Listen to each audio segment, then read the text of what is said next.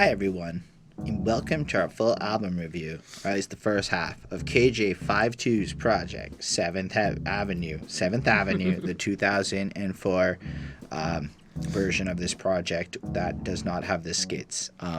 That's right, this is the Classic Quest podcast, the show where we break down the classic projects of history, and we discuss them track by track, giving our thoughts and opinions. In this case, as per request from Mr. Scribble from the Patreon squad, we've got 7th Avenue, the 2004 release from KJ-52.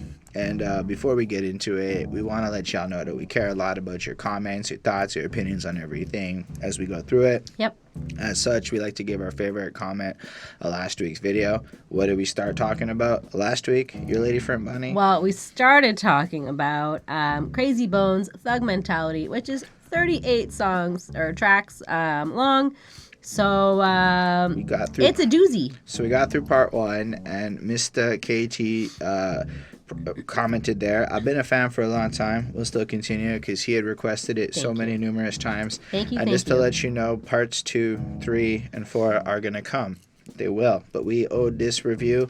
Mr. Scribble, we do appreciate you. On that note, before we get... Oh, somebody else commented on that same review, "Where's the music? It's just talking." To which I was like, that's what we do here. I mean, I don't know why people comment that. We talk a lot. But you come to a review, it doesn't say the word reaction. It's like, look, if it was like an 8-minute reaction video, okay, I'll feel you.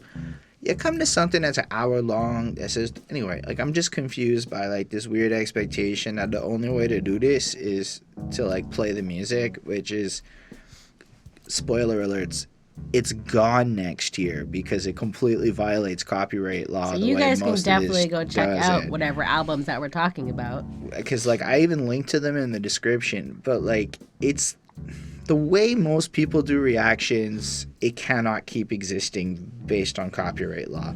That's the big reason that we talk about projects. Spoilers and all. Anyway.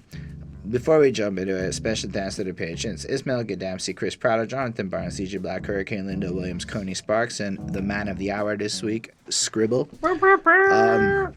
So before we jump into it, we do like to contextualize our familiarity with the artist. I think before we jump into it, and you said that 3 times already. But before we jump into it, this is HSR. Oh, did I forget to say am your my lady name? friend Bonnie. I did and forget I have to say my name. a mad Not cold, important. so sorry for all the sniffling and congested and terribleness that's all coming out of my face. Fair. So sorry about that. I did forget my name. That's not important. What's important is saying KJ-52. And Bonnie, we're going to start with you this time. All right. How familiar are you with KJ-52's work? You know I don't know him. I do know you don't know him.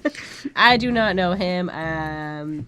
That's it. I don't know. So when Scribble requested this, I was like KJ-52? Because, back in the day, I was doing that Christian youth group circuit when I was a teen. And I was all up into that Slim Shady.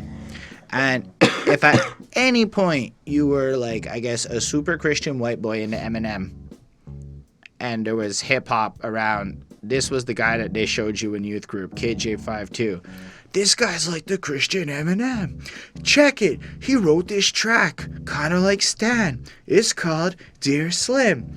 And to this day, they're I think it's the hook on Dear Slim too, that la da da da da da, la da da da da da. That shit has been stuck in my head for 15 years. I've had a KJ-52 melodic hook stuck in my head. But more importantly, the Dear Slim tracks was such a fascinating experience in terms of how to be Christian in the way the Bible writes it, because I got a complicated relationship with the label of Christian and those who commonly affiliate with that political terminology.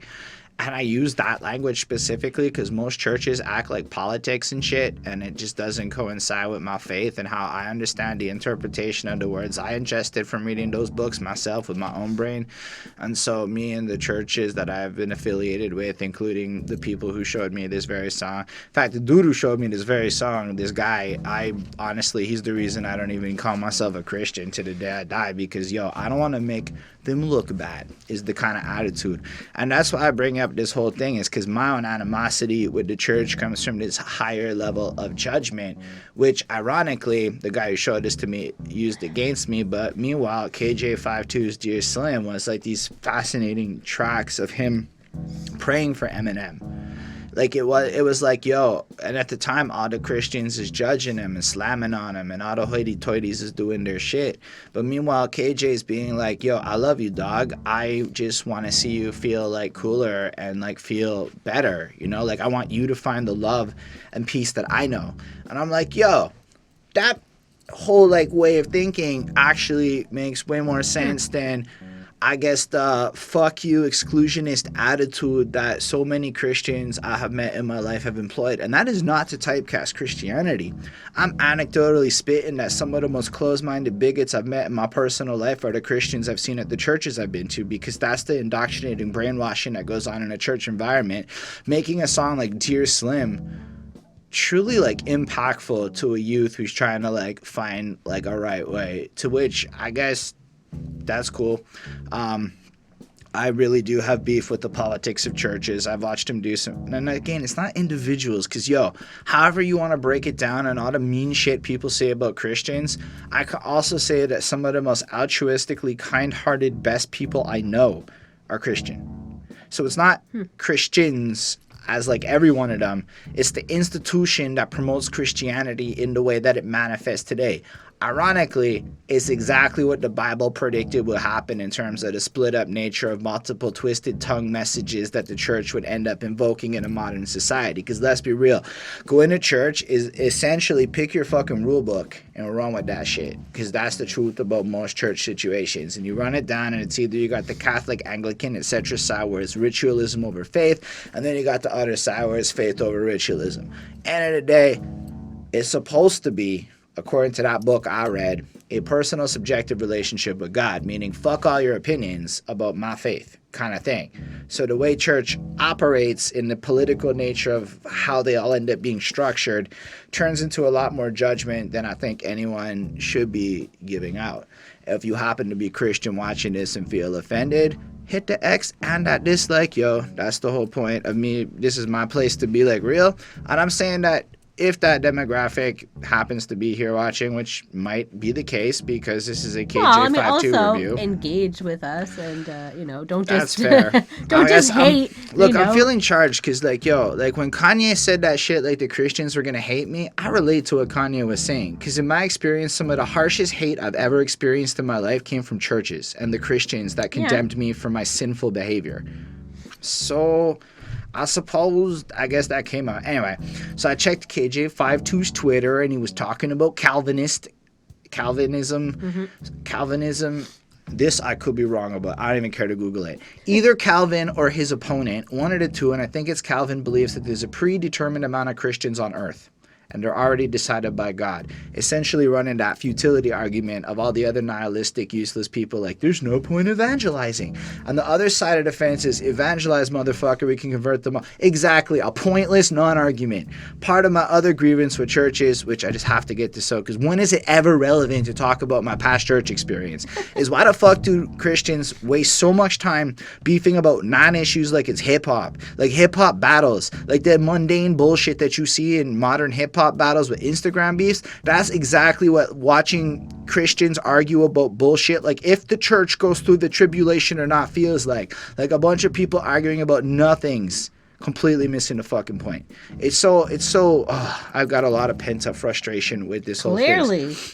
I digress. What is to be said is that KJ-52, in my memory, was always an ill MC as far as I can remember him. And another thing to point out going into this review is that I never remembered him being corny in any particularly, like, because, yo, there's some lame-ass Christian music out there. Right. Like, super lame. I don't remember that from Kim. Like, in fact, Dear Slim's Part 1 and 2 are tracks I would recommend to fucking anybody out there, because they're actually just that good, and the message they're promoting is like so pure.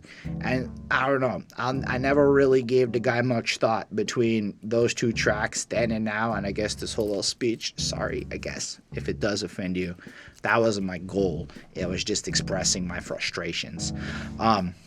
Anyway, got that out of the way. Feel way better now. Let's Woo! the project's called 7th Avenue. I don't know if there's any extra semblance to it, but when you picture 7, it's just godlike in nature. It just makes you think of God. Yeah. From a numerology. I guess it's like the way, whatever. Title actually just kind of went over my head. Like in terms of caring, it wasn't super significant. But No, but like I get this, the subtle significance of it.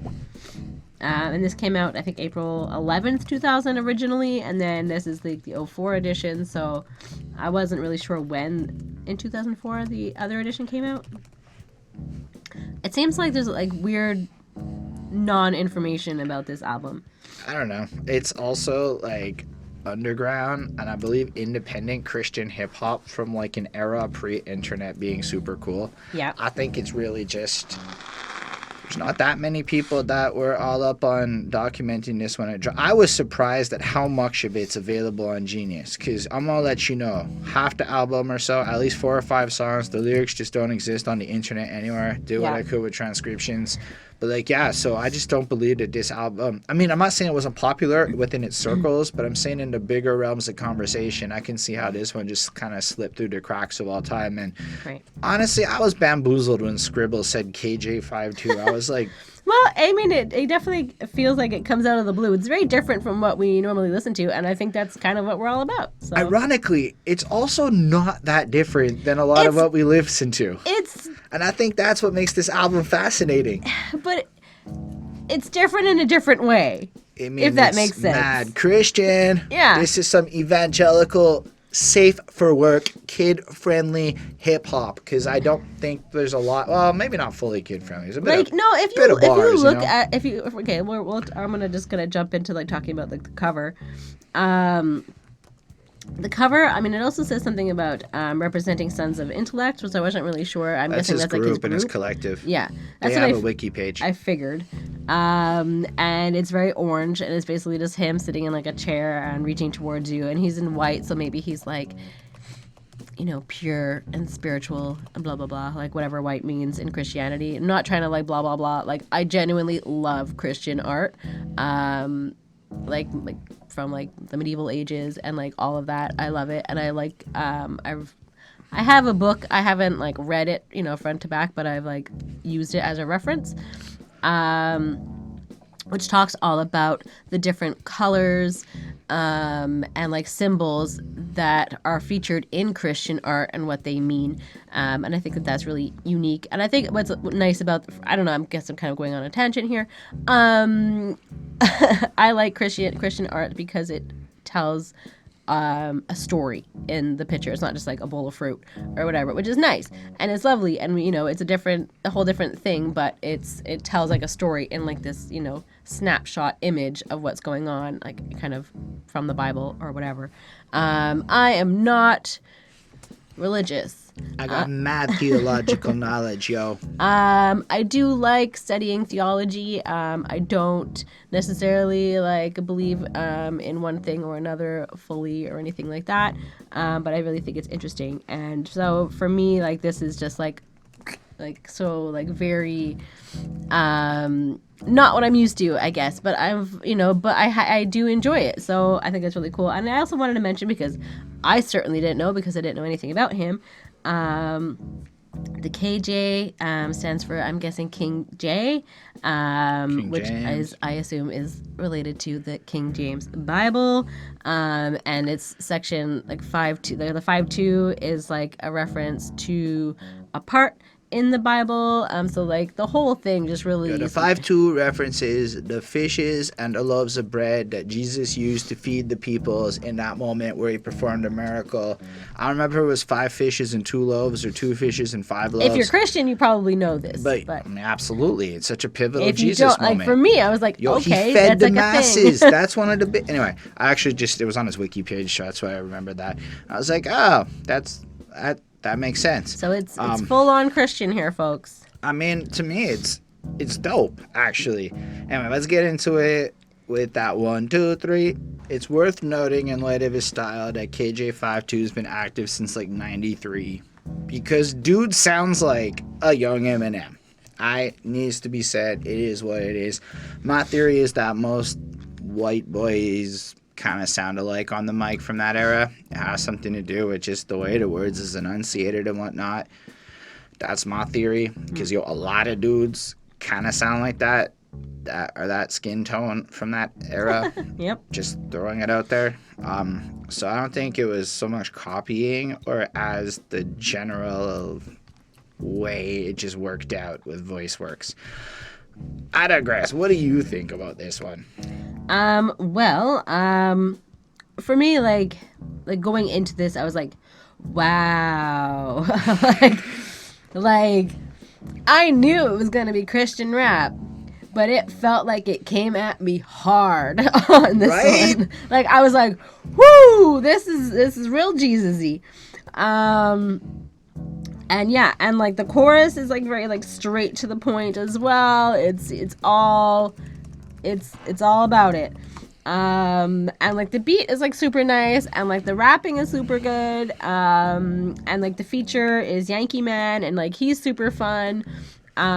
Even though I feel like sometimes I had a little difficulty understanding what he was saying. I guess maybe because of like the heavy accent, but that's just me. There are parts all over the album where I cannot make out what the fuck KJ-52 saying. Like, It sounds dope. It sounds like it rhymes. I know that if I listen to it enough, I might figure it out. Mm-hmm.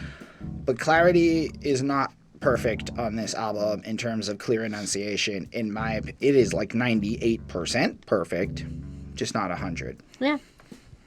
Yeah, I mean, and like he spits really well. It's really nice. I mean, I don't really have like too much to say about all this. This is like very like out of my like, let's say like, air quotes comfort realm or whatever. But like I think it's really cool. I like the song. I did just find like the content overwhelming, but like if you're into it and if you like Christian rap, like this is like probably gonna be some like banging shit for you. I don't know. This is one of those projects where it's almost really like... Cool. Yeah, but I would never put this on. This shit slaps. Maybe not... It definitely does, but like in like a I am not the biggest fan of Yankee Man, mostly because reggae isn't my favorite genre, so it's just... I like reggae. I mean, he sounds cool. It just... I don't know. It felt like when Snow put the black guy on Informer is the effect it came off at me more than it came. And you know what? Maybe they're super big homies. I don't know shit about the history. It was a nice, strong start. But, really what stood out to me was, the beat. The beat slaps. It's like, this just hits like any other. But the thing is it hits like any other banger, like fucking smack you in the face. And then the way he's rapping, it's just these little fucking flow jabs, and you're like, is he evangelizing with hard hip-hop? And he is. Like, I'm like some piranha in some bloody water. I'm coming nicely with the blah blah, giving praise to the eternal Jaja, which is God, eternal Father, flowing in this living water. Your rhymes is caca, talking all rah rah. I like that line. That was pretty cute. And I'm going, hold up. He's coming after fucking people. Again, this is super Christian man here that's dropping. This is why it's bamboozlingly awesome. He's coming through with nice rhymes, coming after people with their words, giving praise to God, and attacking your bullshit rhymes. And I'm like, KJ-52, this is fucking interesting, right? Because, like, it's not at all what a man would expect when he hears Christian rap, right? Like, I knew it was going to be Christian rap. I didn't expect it to be like Mike's is sparkling, I'm tight like arteries, that was hard, and I beg your pardon, the 5'2" is strictly pot, and MC's like a Moses. I'm like, did he just drop a Moses bar like he's fucking smacking and splitting you across like you did that? I'm like, he did. And I'm like, that's where it got, like, maybe I have some kind of attachment to the source material, but cut out the source material.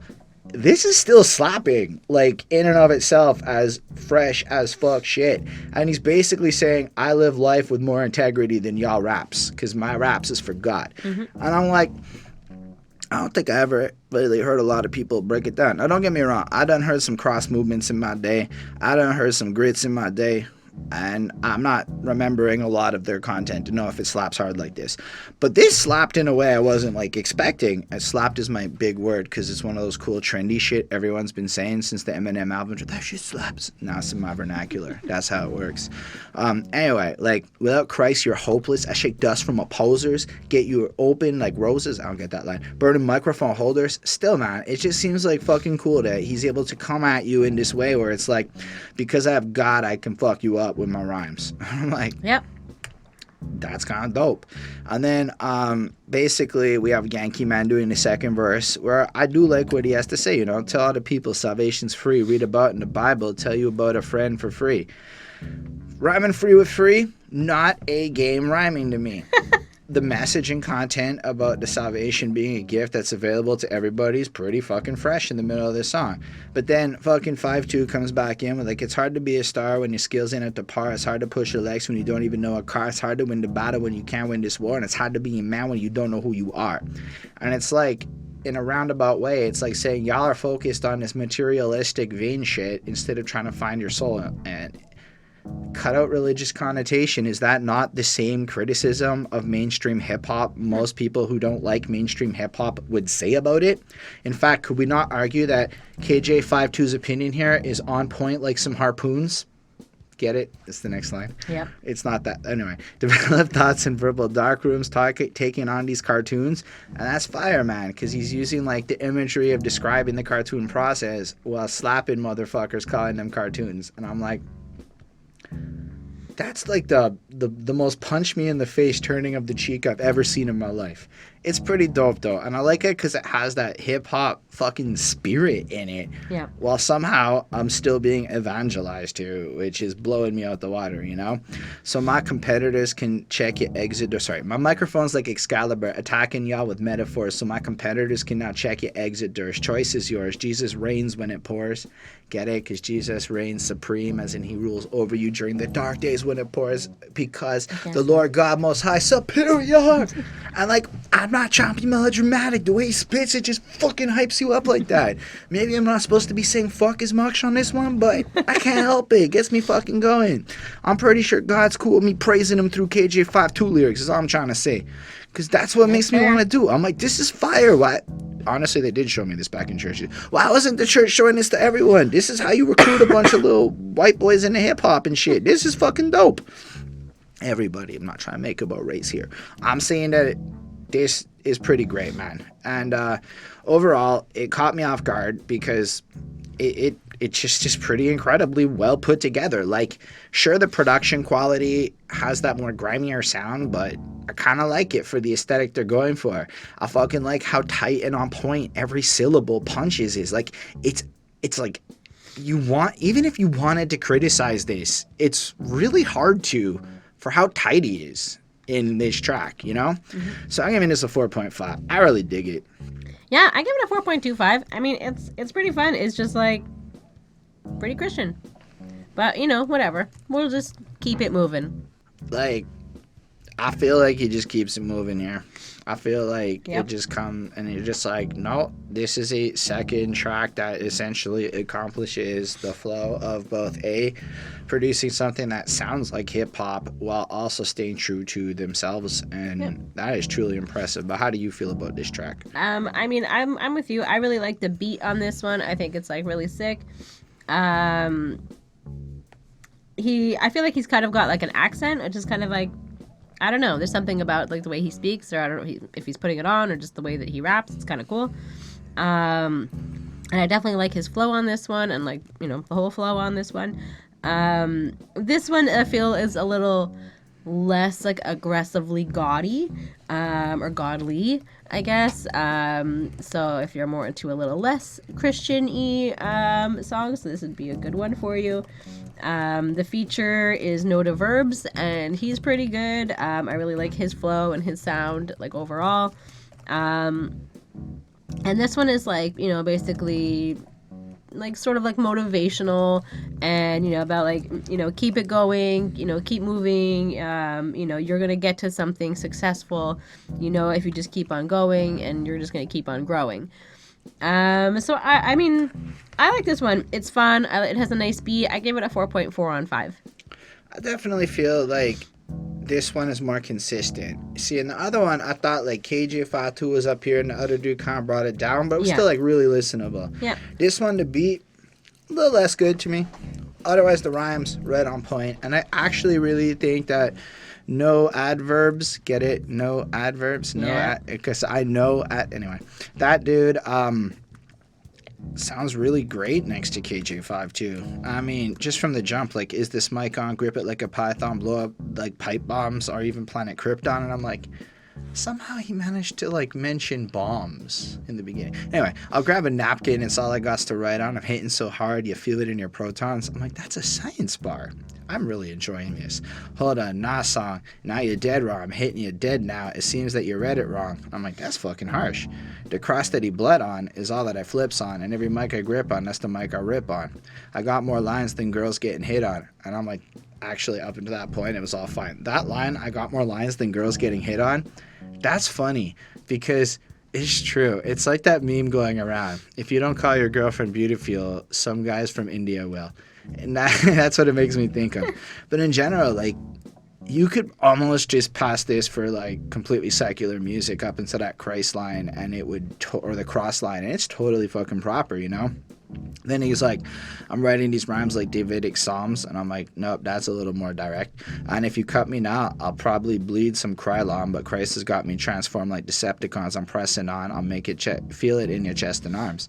So it's almost like you can feel like a bit of pain, a bit of lashing back at shit in that same way, like, but almost in the same way, like, if you come for me, I'll do what I gotta do to defend myself. Yeah. But God's got my back is like the added caveat on this one. And then, you know, they shout out all the different places and whatnot, which is cool. And then KJ-52 starts up the second verse. He's grabbing pens, opening up folders. He's got more pages than Motorola boosts slaves like a soldier. I'm like, okay, this is all fine. I can't say he had like a lot of more that really stuck out at me. He just raps everywhere, and that's cool. But then no adverbs just does so many interesting things with this, you know? Like, I feel like he's kind of showing the struggle, you know, like when he goes, it's mighty hard when it's not fast enough timing, or hearing from a label after showcasing your best driving, sending him an envelope with a note attached to the cassette saying it's some new stuff, kind of rough and ain't been mixed yet.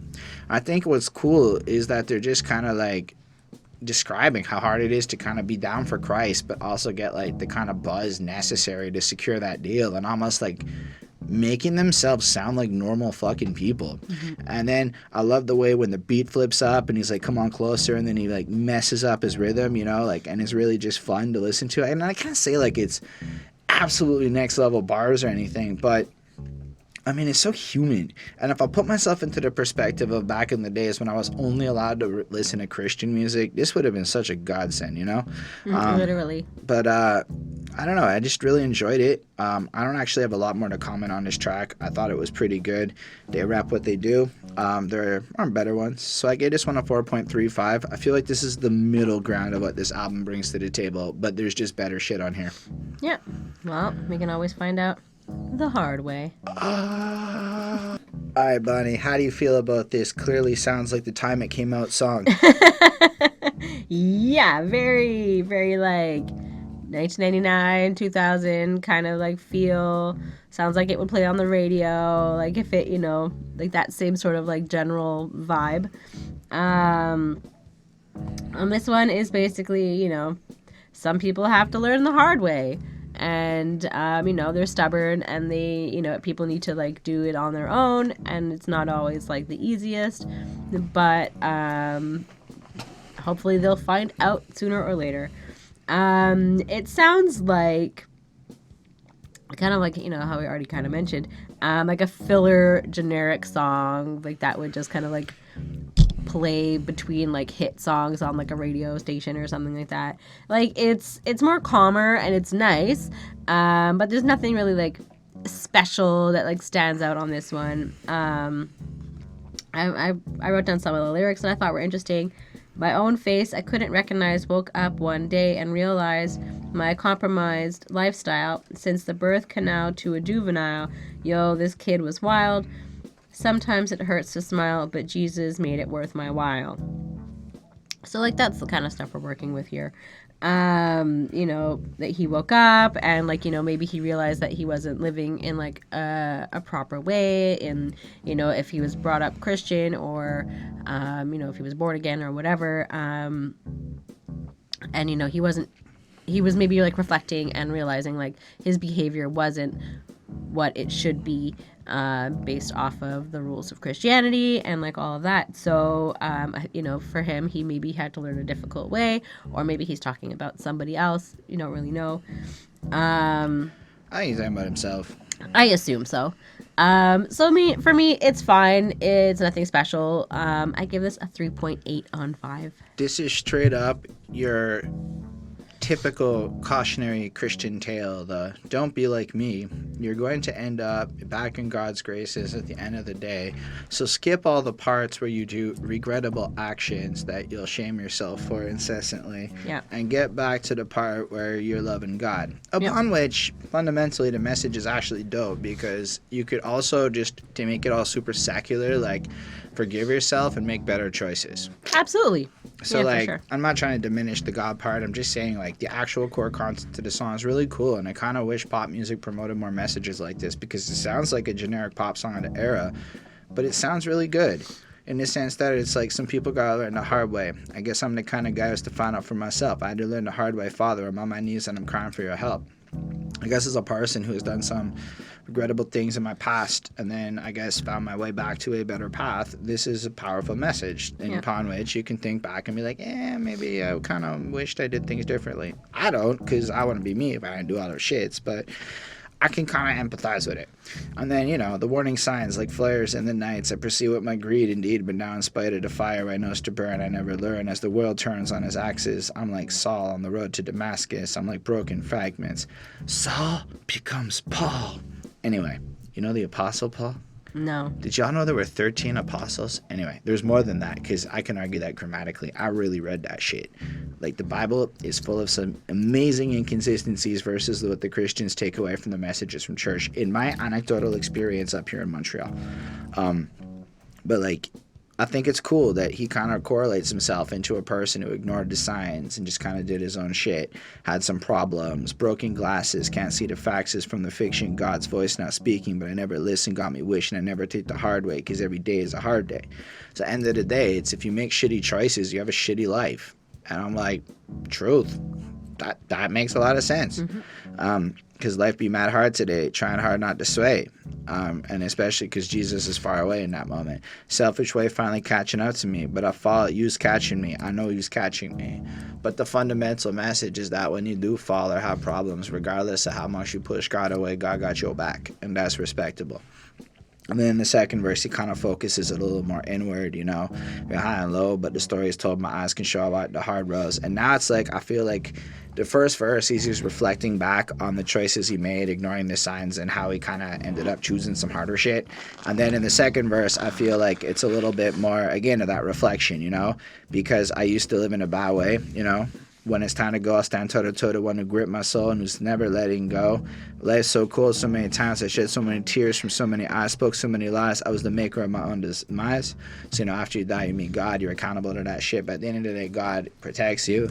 You make your own problems. My own face I couldn't recognize. Woke up one day and realized my compromised lifestyle.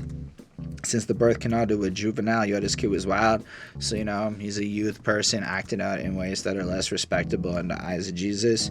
And sometimes it hurts to smile, but Jesus made it, he pointed that out, where, like, he's kind of found his salvation through God, and that kind of allows him to leave the past far behind, out of sight and out of mind, which is a shitty way to live. You shouldn't forget your past. You should own that shit and not live with regret. I'm going to throw that in as my add-on there, but, end of the day, I like the fact that this song approaches it the way that he does.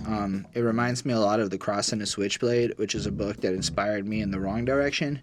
It is the story of and there's a couple others in that vein, where it would be a young gangbanging guy in New York and did a lot of bad shit, smashed girls, did pot, all that kind of stuff, and then he finds God and turns out life is good.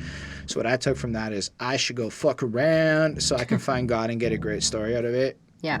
So I went ahead and fucked around, and then I went ahead and got my life together so I could go. get a great story out of it. But it makes me really empathize that there is a hard way that we all end up choosing. Of But course. I think the part is sometimes we really just need to choose that hard way. Anyway, I like this track a lot, and I give it a 4.35 from a sonic point of view because, it's dated, and like I'm never going to feel the urge to listen to something that sounds like this personally, but I really like the song for what it represents and like objectively speaking. All right. Well, we can keep your head up. All right, let's do it. This one didn't have lyrics. I tried very hard to find it, so... Anyway, how do you feel about this track? Yeah, I felt this one, I think this was the first one, and it mixed me up, and so I know some of my notes are probably like wrong, because I think I was reading lyrics to a different song that was playing. But anyways, because it wasn't on Genius, and the internet threw me through a loop. But this one is called Keep Your Head Up, and it features Brook, Ross, and she's lovely. She's got a lovely voice, sort of like angelic and like nice. It definitely has like a weird sort of beat, but it's all right. The rhymes are good. They're nice. I feel like he's kind of saying like there's like a lot of people that are trying to like manipulate you and like trying to like hurt you, but like keep your head up. Like don't let them like knock you down, or any struggles that you're going through, like keep your head up, and Jesus will like guide you, if you ask, I guess. So for me it's okay. Like there wasn't really like too much more, as far as I took out of it. It's nice. I give it a 4 on 5. So this one is the song for the recognition that life is hard. So another common tenet is that you're going to suffer throughout your life, and at the end of the day you need to keep your head up, because this is just kind of what it is. You have your eternal life in heaven after the fact, and while your life here is awful, you're supposed to take solace in the fact that your sacrifice will amount to something bigger. And I think that this is the struggle song for the Christian going through a hard day, which is similar to the struggle song for any other struggle song we have heard. And I kind of think that's what's crazy about this project, is how it almost seems to like, it's got like the battle rap song for Christians. It's got like, in part 2 you'll see the love song for Christians. Yep. It's got the struggle song. It's got the I should have lived differently song. It's like, man, this is like every hip hop trope, but for Christians. That's like the niche that you would find. Yeah. And that is unfortunate, because like it shouldn't be that the niche is just for Christians, because he's fucking ill at what he does. But I guess that's just how it is if you end up being a Christian artist, that people will kind of put you in that box. But like in general, I would like to just point out that cut out the God part, and it's also pretty just fresh. Like my tribulation seemed to be my occupation, but I'm going to stay awaiting. I'm still anticipating, lacking in some patience, but still investigating. I'm waiting on His Most High to bring forth salvation. And when I look at that, I'm like, yo, that's kind of life in a sense, like, and regardless of literal Christianity, my tribulation is my occupation. The different obstacles and problems that we face in our life is what is our occupation, whether it's going to work and dramas there and all around, but that is what occupies us, our tribulations. It's an aversion to hunger that makes most of us go to work. Let's be real. If you never got hungry, you might not feel the need to go work as hard. But I'm going to stay awaiting. I'm still anticipating, lacking in some patience, but still investigating. So I'm waiting. I suck at being patient. That's very human of you, KJ. Mm-hmm. And I'm waiting and searching for answers and truth as I wait for God to come back and save me, which is kind of what we're waiting for, the second coming of Jesus. But it's been this way since the dawn of creation. These devils try to go for your mind manipulation. So since the beginning of time, that's how humanity's been, and the devil's coming for your mind manipulation. And in the more Christian way of looking at it, it isn't necessarily a devil and an angel on your shoulder fighting, but it's a good way to visualize the temptation struggle, that there's some devil whispering. Keep in mind, this red horn devil bullshit, that's just fake as fuck. Nah, the devil's supposed to be the most beautiful creature ever. It's supposed to be the temptress. It's supposed to seduce. It's like literally everything you want to fuck in your face. That's the devil. It's not meant to be this evil monster. Who the fuck is scared? Like, the evil monster doesn't seduce you. No, the very sexy, attractive person seduces you. Right. That's really what the devil is. So that's how they go on with the mind manipulation. And if you look at the different marketing tactics and tricks used today, you could argue that the devils work in advertising. I work in some kinds of advertising. We are the devils.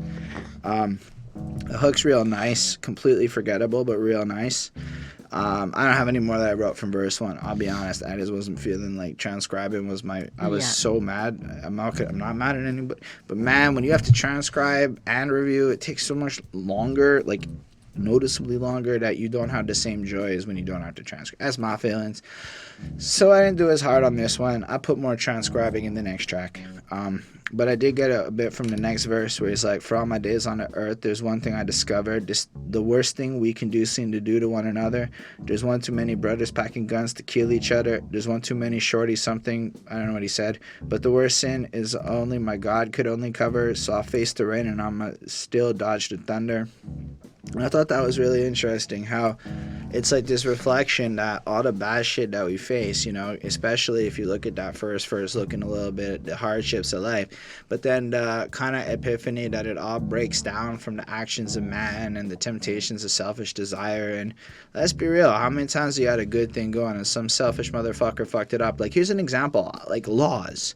We all act like rules and laws are fucking annoying, but like the reason somebody put a don't do this rule is because people were doing that. Yep. And so they had to make a rule. So every fucking rule you hate, honestly, it's somebody did it. With exceptions of like, there are exceptions. I'm going to just take all of the shit related to systemic racism and move it out of this caveat. I'm talking about more common sense, annoying shit like don't wear your headphone, like wear headphones on the bus, fuck boomboxes, like all that shit. It's because people took it too far and so rules got made.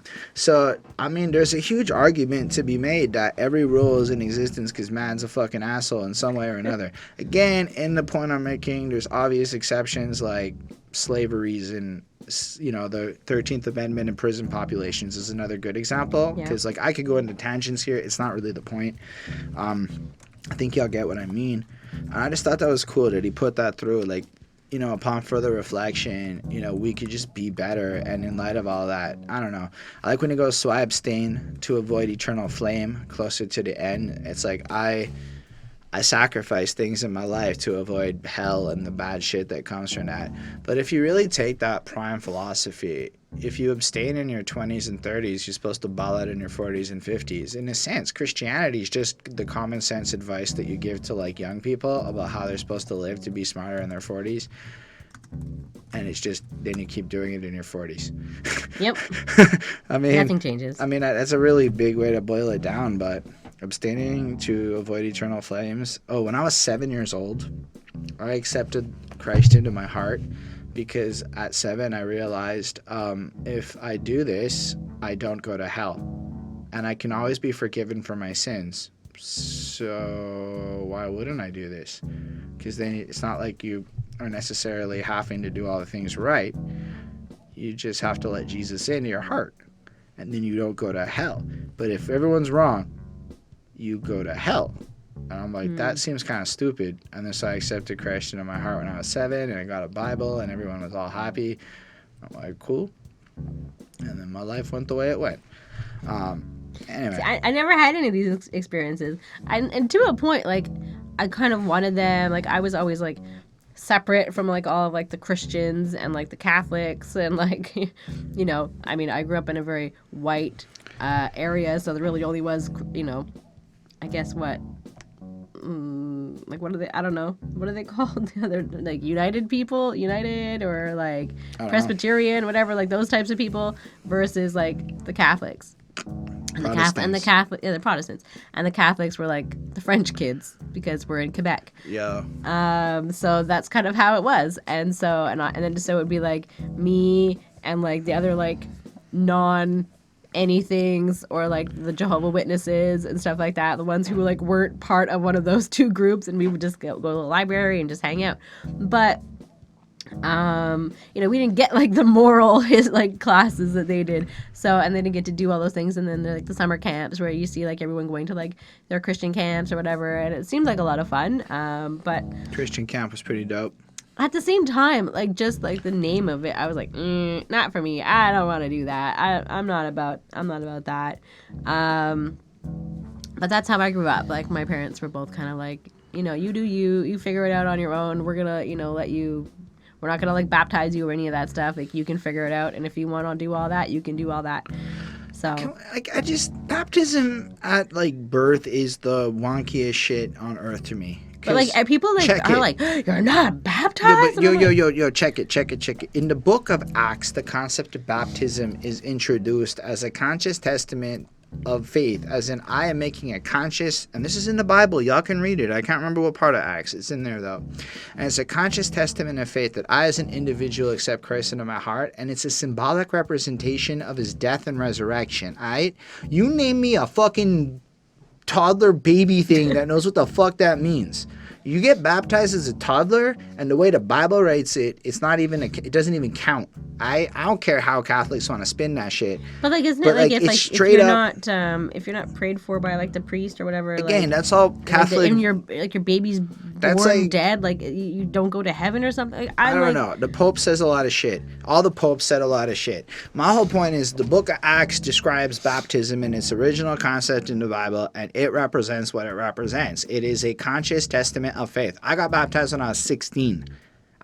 That meant some shit. Yeah. I chose that shit. Like that makes a lot more sense to me. You getting baptized at like an infant age, and somehow because your parents made a choice for you that doesn't mean shit. That's not even what the Bible says. That's just some shit people do because people are kind of plebish when it comes to this type of shit. And tradition, it's never understood. In my opinion, if you've only been baptized at birth because your parents said so and that's it, your baptism is null and void in my mind because, there's nowhere in the Bible that goes, you must baptize a motherfucker when he's a baby. Well, I don't think it ever quite says that. But it doesn't matter. Half the shit that are these rules. Literally, there's a Bible verse that says everything is permissible, but not everything's beneficial.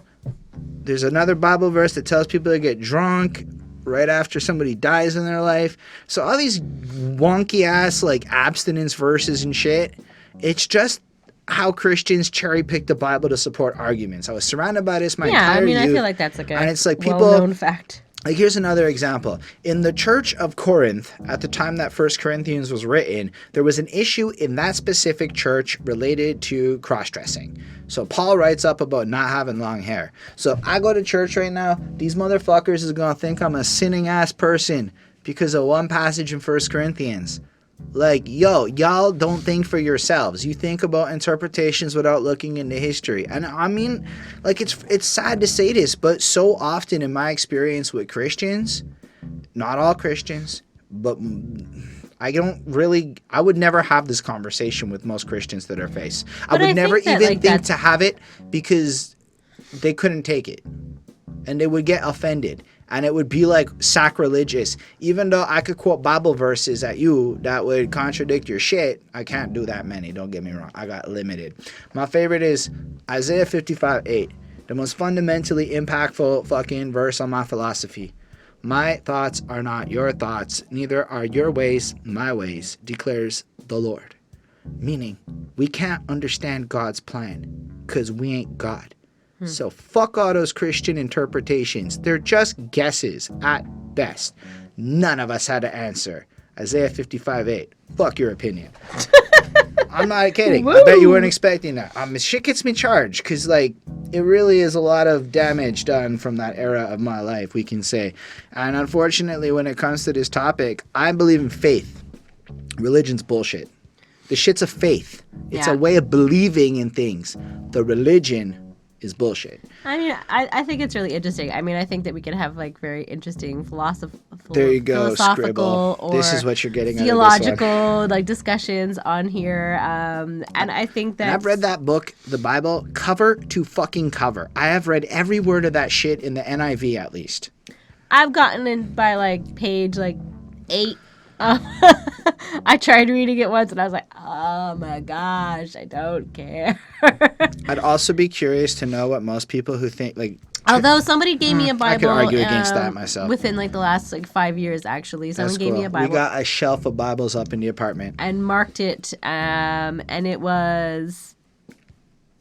Oh, I was gonna try. We can check it in a second. Luke, I want to say she marked it. She like start here, like read something from. I feel like it was. So Luke. the guy who wrote Luke and the guy who wrote Acts is the same guy as far as history is concerned.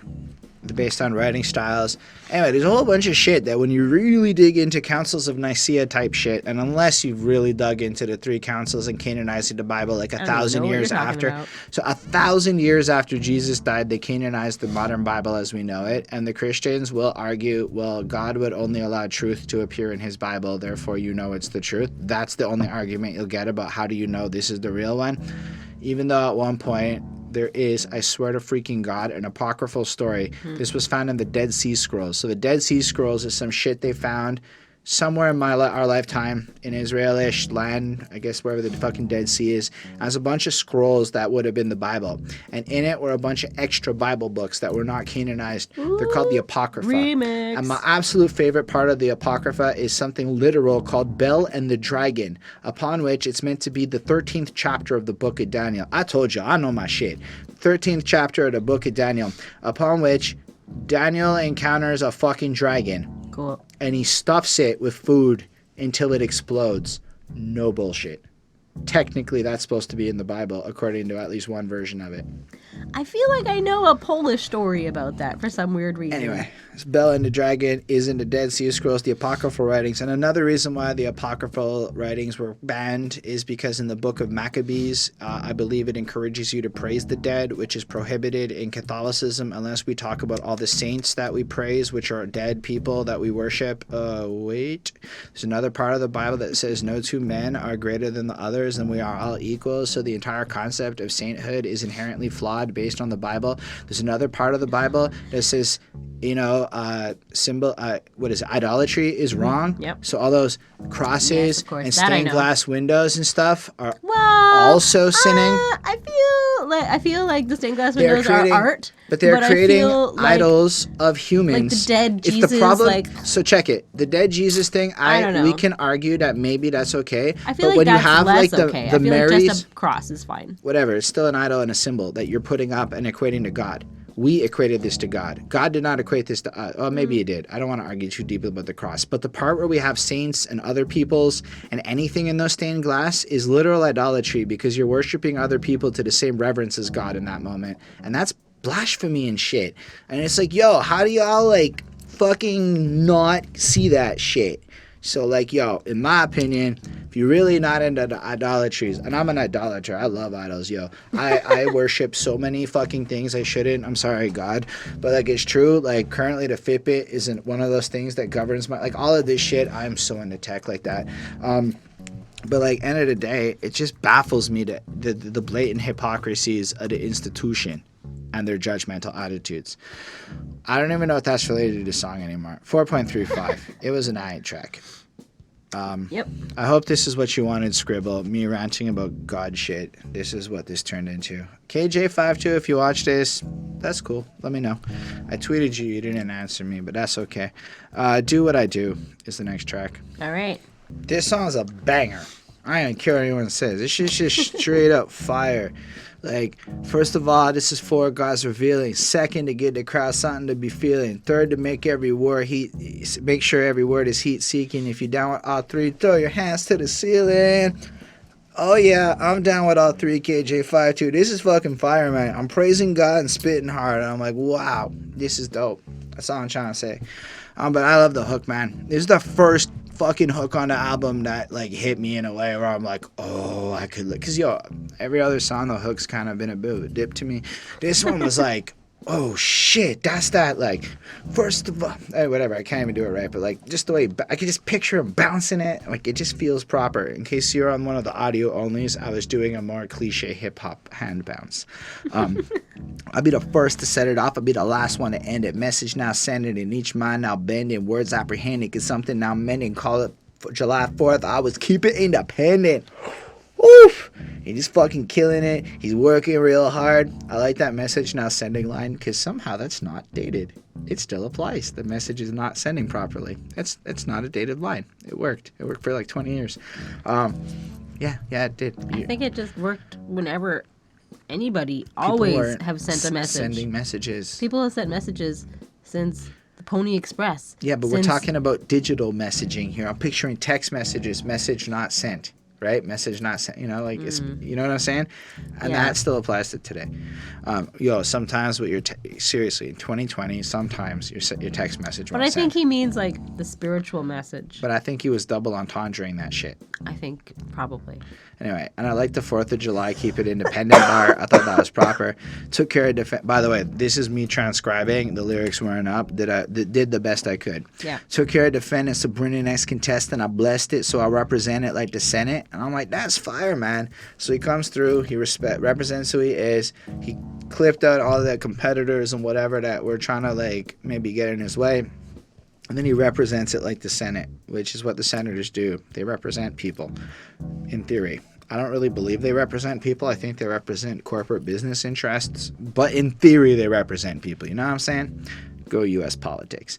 Do we have a Senate? I think Canada has a Senate. We have the House of Commons, and we have... Yeah, we have a Senate. Okay, then we have a Senate. Show so much like here. Anyway, I like when he goes, I come with verses. I definitely know this. I come with verses like caskets come with hearses. And I'm like, ooh, that's spicy. He's going to put you in a hearse with his bars. I keep it Jesus, nothing more, nothing less. And I'm like, that was such... The way he said it is so drop the Mikey before the like hook comes in. I was like, that's proper.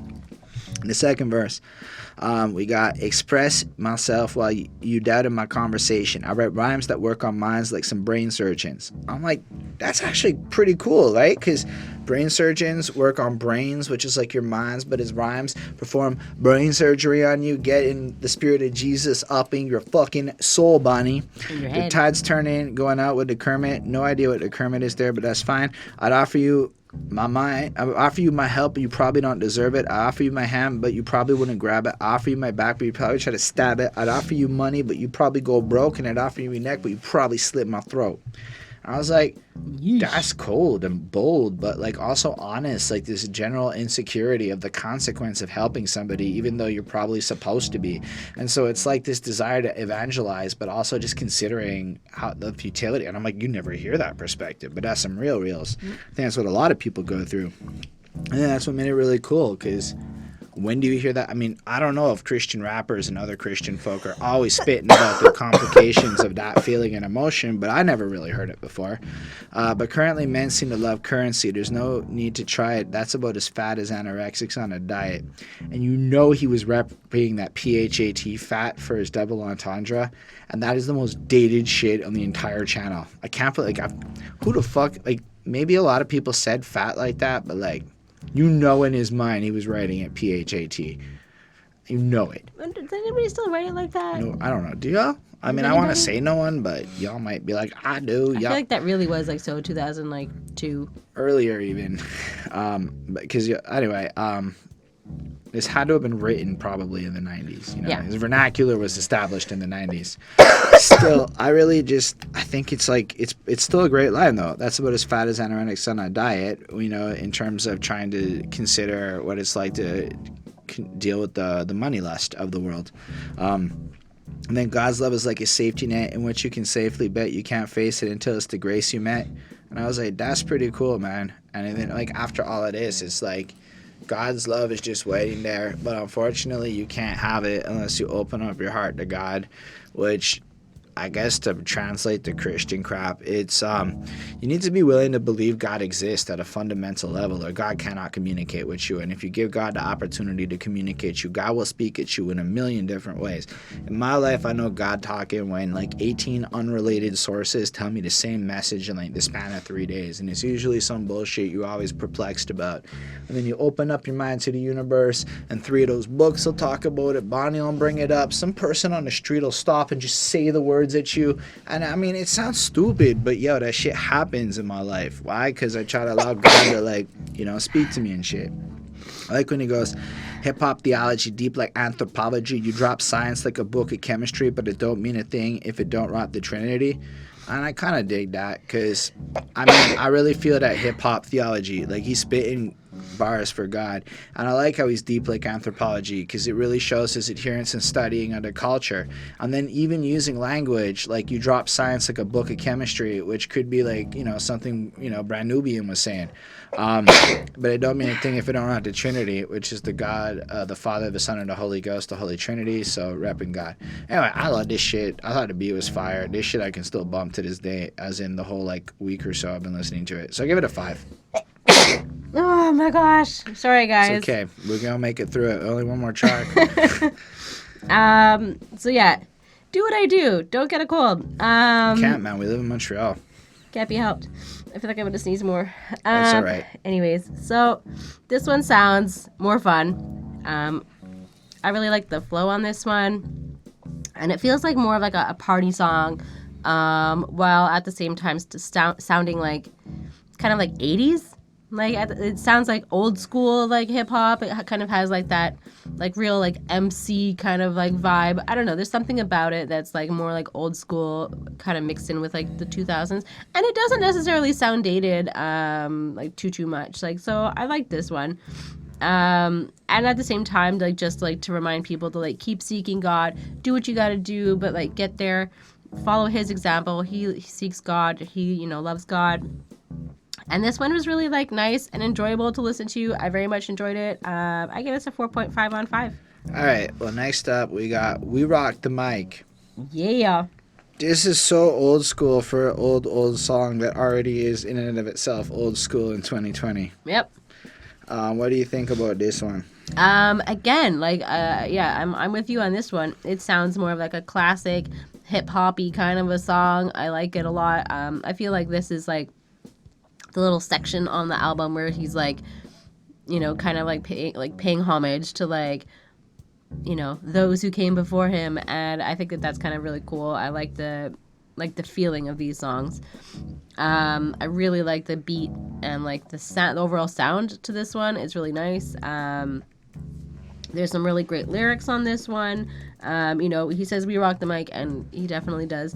Now you be illin', and it's like that. Your life's whack, just broken pieces. You got Adidas, but you ain't got Jesus. And a hotel, a motel, or a Holiday Inn.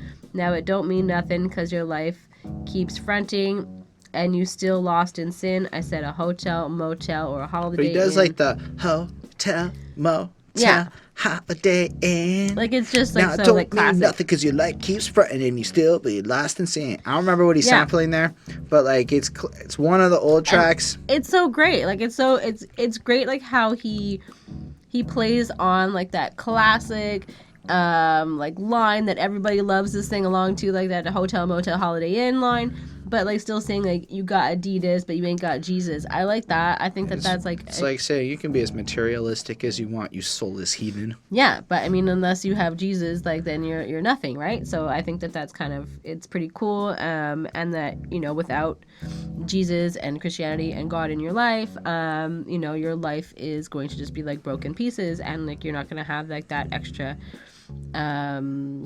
person guiding you and making good choices and stuff like that. So while it still has that kind of like fun old school feeling and vibe, it's still throwing in like these like important messages to him, and I think that's like super great. And like I can totally see like how this is super relatable, and like you were saying, like as like a teenage person, Christian, whatever, like this is like ideal. I think this would be like super fun if you're like into all of that. Like I wouldn't go put this on, but like I probably, like it just wouldn't like mean anything to me. But if you if it means something to you, then I think that you would probably very much enjoy this. So anyways, he spits great on this one. I definitely like I don't really have too much else. I just kind of like the old school like 80s kind of like vibe we're getting a little bit here, and it's a lot of fun. So I give it a 4.5 on 5. I really like it too. I believe it samples "I Ain't No Joke" by Eric B. and Rakim. Genius says that, but I'm pretty sure that makes sense. Yeah. And I love the way it feels. And this song kind of looks like it's his conversion and him receiving the message and telling us that story, you know? So it starts off a little cocky, like, yo, it's the K to the J, J to the 5, 5 to the 2. It's time to get live. Party people in the house. If you're feeling all right, well, throw your hands in the air, wave them side to side. You can dip, dip, dive. You can socialize. I'm just loving it, right? Because he kills it. He kills the flow. It's all kind of goofy and whatnot. You can lime to the lemon. You can lemon to the lime. I'm so glad that we don't say shit like that anymore. I'm not gonna lie. Lines like that are like there's nothing to that lyric. It is a placeholder. Like what? I don't know. I'm thinking, and that's not a good line to think on. But it flows well for the rhyme schema. But 9 years ago, a friend of mine, he took up the time. He hit me up just to ask the time. I'm looking at my watch, said it 11:45. He shook his head. He had something to tell. And I'm like, so dude walks up on you, asks you the time. I says, fuck that. Check it, my brother. Now it's plain to see. I'm going to make it plain just as plain can be. Because you here and you there, but a life without Christ ain't going nowhere. And I was just like, yo, I was jamming on it. Then he sang a little song like this. It hit, you know, and then it's the chorus. We rock the mic in a different way. And it's like, we rap for Jesus. But I like the fact that, like, he kind of shows the story of how this guy almost spoke to him through music in a sense and like connected with him at this level. Then in the second verse, he continues the story, you know, stop a second, I need to hear more. He said, I came through the door and I said it before, but you didn't listen to me the first time. So open your mind and let me open your eyes. And I like that because he's pointing out that, yeah, you're saying this now, but like in the past, you've already gone through this. You know this story, you know, you've already know what to do in a sense, but still, I'm going to patiently come through and explain it all to you again. And then, because the blind lead the blind, can't you see, my brother? It's like a jungle sometimes. So make me wonder how we keep from going under. You know, like that one? Mm-hmm. That's what he does there. And I really like that. And you blind to the facts. It ain't from where you from, and it ain't where you at. It ain't the radio. Castles can't go hot. Now you be illing, and it's just like that. Your life's whack. It's broken pieces. And then what you pointed out there. And so I like the fact that it's like somebody took the time when he was a youth to sit them all down and be like, bruh, your life ain't going nowhere because you are materialistic and you need Jesus. Mm-hmm. And then there's the third verse where it's like, I ain't no joke because your life's broke. Now I'm glad we spoke because pretty soon you choke and everything you see is going up in smoke. So what's your hope? You're going to sink or float. So your life's going to go up in flames when you're living on the more wilder, chaotic path. It's problematic to your longevity. And inevitably what's going to happen when the time comes, you're going to sink or float. One day you croak, and one thing I'll tell you, you're going to rock the bells all the way to hell and abolish. Anyway, then it's a little fear-mongery, fucking love you God, etc. But overall, I thought it was, again, a cool evangelistic tune with the intent of warning you to save your life before it's too late, but in a fun, jamming, you want to dance along to it kind of way with a crazy throwback beat that I really enjoyed. So I'm giving this a 4.5. It's pretty proper to me. Nice. So yeah, given that there's a remix on this, we're gonna call this the end of part 1, and we're gonna do the rest of it in part 2, which will come later on this week. Along with Crazy Bones and other parts are gonna come later on in the future. We're gonna give you all the parts. And next weekend there's gonna be no parts until they're late because of life. So that's just sometimes what happens. Now y'all know. Anyway, we appreciate you being here with us. Expect more parts and more reviews in the future, and let us know in the comments what you think so far. And if I really did offend you, truthfully, in the bottom of my heart, I'm sorry. I vented at the internet, which always leads to dislikes and comments about my attitude. So kudos to y'all. I think if you have stuck around this long, and if you That's are true, like, and if you're like super Christian, and you have like differing points of views, let us know, because we would like to have like a nice Also, open debate or discussion, whatever you want. I'm just gonna throw money down that if you are super Christian and you stuck it through, you're probably not who I'm talking about, but you may have an idea of who I'm talking about. So True. Respect if you stuck around like that. Like, double And if you're respect. not super Christian, hey, you watched an entire entire long-ass video thing. about a Christian rapper. So there you go. Anyway, I appreciate y'all for real reals. Let us know in the comments what you think. Like I said, subscribe to the channel for more reviews. You can like the video or dislike it if you didn't. Special thanks to the patrons: Ismail Gadamsi, Chris Prada, Jonathan Barnes, DJ Black, Hurricane, Linda Williams, Coney Sparks, and Scribble, the man who wanted us to talk about KJ-52 himself, the man who makes music himself. And we actually reviewed his album before he became a patron, so it was completely not related to that. He's fucking dope. You should check him out. Scribble Official on Instagram. He's got cool music. Like he didn't ask me to say that. I just chose to say that. And I mean, DJ Black Hurricane's cool mixing on Instagram too. He had a video where he was like, it was fucking fire. Yep. So just let you know, our patrons are fucking dope ass motherfuckers, is what I'm trying to say. But they also support us to help us get some upgrades going on. They got more upgrades coming in the futures. And they get to tell us what albums to review. As an example, KJ-52 Seventh Heaven 2004 edition without the skits. That was the specific request. In fact, he asked me specifically not to talk about the skits, and I didn't have time yet. That's in part 2, my friend. I make music myself. You can check it out on this channel. It's not necessarily Christian by any means. It does maybe sound like me. And you can let me know what you think. Clone Stefan Roy, The Alternative Grind on all platforms. Anyway, we all love you. You're the best. Live long and prosper, everyone. Bye, guys.